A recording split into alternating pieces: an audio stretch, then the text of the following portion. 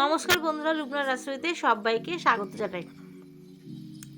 আজকে তৈরি করে দেখাচ্ছি কচু শাকের রেসিপি, যেটা গরম ভাতের সাথে খেতে অসাধারণ লাগে।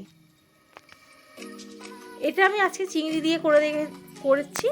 এটা নারকেল দিয়ে করলেও খুব ভালো লাগে খেতে। কচু শাকগুলোকে প্রথমে ভালো করে খোসা ছাড়িয়ে নিয়েছি, তারপরে এগুলোকে পরিষ্কার জলে দুবার জল পাল্টে ধুয়ে নিচ্ছি। আর খুব সাবধানে একটু ভালো করে ধুতে হবে, কারণ কচু শাকের গায়ে প্রচুর পরিমাণে ধুলো মাটি থাকে। তাই কচু শাকটা খোসা ছাড়ানোর আগেই যদি একটু শুকনো কাপড় দিয়ে মুছে নেওয়া যায় তাহলে খুবই ভালো হয়। সমস্ত কচু শাকগুলোকে জল দিয়ে ধুয়ে নিয়েছি। এবার একটা বোলের মধ্যে কিছুটা একটু জল দিয়েছি, তাতে সমস্ত কচুগুলোকে দিয়ে ঢাকনা চাপিয়ে দিয়ে 15 মিনিটের জন্য একটু সিদ্ধ করে নিয়েছি। জাস্ট একটু ভাপিয়ে নিয়েছি। এখানে আপনারা লবণ দিয়েও ভাপাতে পারেন, কিন্তু আমি লবণ ছাড়াই ভাপিয়েছি। এবার কচু শাকগুলোকে জলগুলোকে ঝরিয়ে নেব। একটা কড়াই বসিয়ে দিয়েছি। কড়াইটা যখন গরম হয়ে গেছে তখন তার মধ্যে সর্ষের তেল যোগ করেছি 3 চামচ মতো। তেলটা যখন ভালো মতো গরম হয়ে গেছে তখন তার মধ্যে দিয়ে দিলাম চিংড়ি মাছ, যেটা আমি আগেই লবণ হলুদ মাখিয়ে রেখে দিয়েছিলাম। এবার চিংড়ি মাছগুলোকে ভেজে তুলে নিচ্ছি। ওই একই কড়াইয়ের মধ্যে আরও কিছুটা সর্ষের তেল যোগ করেছি, কারণ কচু শাক রান্না সর্ষের তেল দিয়ে করলে স্বাদটা অনেকটাই ভালো হয়। তেলটা গরম হয়ে যেতে তাতে ফোড়ন দিলাম 2টো শুকনো লঙ্কা, একটা তেজপাতাকে মাঝখান থেকে ফাটিয়ে দিয়েছি, আর গোটা গরম মশলা, যার মধ্যে আছে 2টো লবঙ্গ, 2টো এলাচ আর হাফ ইঞ্চি দারচিনি। যখন সুন্দর একটা ফোড়ন থেকে গন্ধ ছেড়ে দিয়েছে তখন একটা মিডিয়াম সাইজের পেঁয়াজ কুচিকে দিয়ে দিলাম। দিয়ে কিছুক্ষণ নাড়িয়ে চাড়িয়ে নিয়েছি। পেঁয়াজের যখন কালারটা একটু চেঞ্জ হয়ে এসছে তখন তার মধ্যে দিয়ে দিলাম 1 চামচ আদা রসুন বাটা। আদা রসুন বাটাকে দিয়ে আবারও একটু কষিয়ে নিচ্ছি। কিছুক্ষণ কষিয়ে নেওয়ার পর তাতে পরিমাণ মতো দিয়ে দিলাম লবণ, হাফ চামচ হলুদের গুঁড়ো, 1 চামচ ধনের গুঁড়ো, আর কাশ্মীরি লঙ্কার গুঁড়ো দিয়ে দিলাম হাফ চামচ।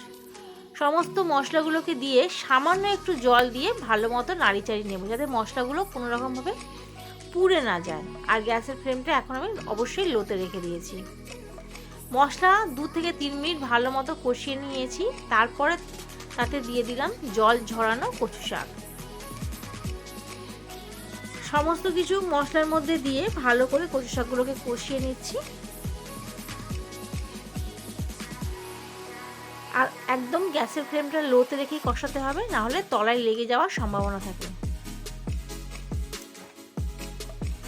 ভালো মতো কষিয়ে নিয়ে 2 মিনিটের মতো ঢাকনা চাপা দিয়ে রেখে দিয়েছিলাম।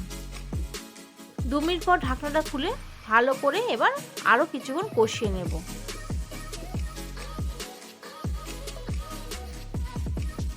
আরও 5 মিনিট মতো মিডিয়াম টু হাই ফ্লেমে এবার আমি কষিয়ে নিয়েছি।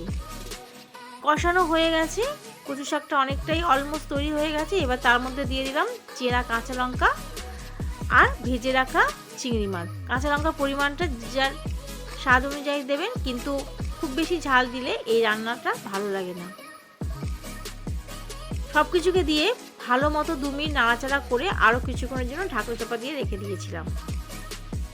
2 মিনিট পর ঢাকনাটা খুলে আবার একটু নাড়িয়ে নিলাম। এবার উপর থেকে দিয়ে দিচ্ছি 1 চামচ চিনি। চিনিটা যে যার স্বাদ অনুযায়ী দেবেন, কারণ এই শাক রান্না একটু মিষ্টি মিষ্টি হলে খেতে ভালো লাগে।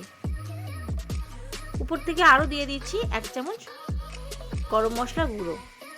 সব কিছুকে দিয়ে ভালো মতো মিশিয়ে নিয়ে এবার ঢাকনা চাপা দিয়ে রেখে দেব। তারপর আমি গরম গরম পরিবেশন করব। তো কেমন লাগলো আজকে আমার এই রেসিপিটা অবশ্যই কমেন্টে জানাবেন। ভালো লাগলে লাইক, কমেন্ট এবং শেয়ার করবেন। আর চ্যানেলটাকে অবশ্যই সাবস্ক্রাইব করবেন।